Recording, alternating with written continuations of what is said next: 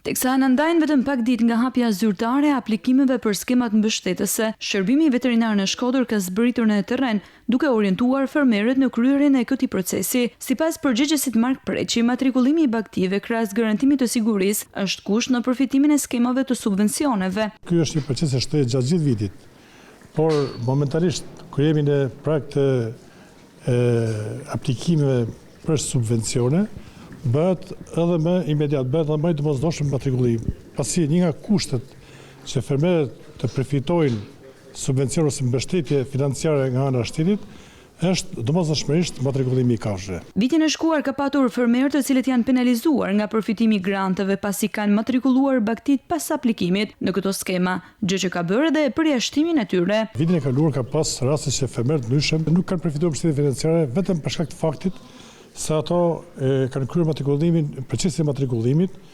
vetëm masi kanë kryer aplikimin. Ne kemi gjitha kapacitetet njerëzore edhe materiale për ta kryer këtë proces, i cili kryhet falas nga ana e shërbimit veterinar. Në qarkun Shkodër janë rreth 32.000 ferma të regjistruara, prej të cilave vetëm 18.000 janë aktive. Identifikimi individual i kafshëve dhe regjistrimi i fermave blegturale në Ruda është hapi i parë i formalizimit të sektorit dhe siguron gjurmëshmërinë e shëndetit të kafshëve dhe produkteve me origjinë shtazore.